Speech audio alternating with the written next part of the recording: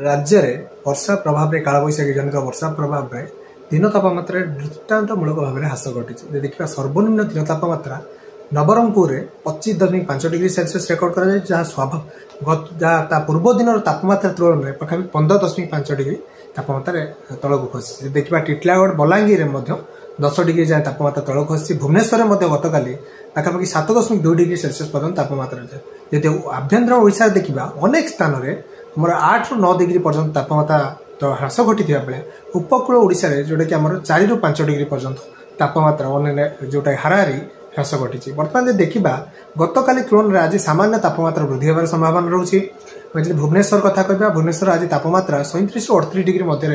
record होवार संभावना थिबा बेले कटक रे मध्य 35 ରୁ 37 डिग्री मध्य तापमात्रा रेकर्ड होवार संभावना रोचे सेपरि आमर जो रोचे उत्तर ओडिशा रो जेमि देखबा केन्दुझर मयूरभंज बालेश्वर भद्रक जाजपुर केन्द्रापड़ा ए सब जिला गुड़िक गोटे दुई स्थान में आमर कालबैशाखी जनित वर्षा संभावना रोचे सेपरि आसंता काली वर्षार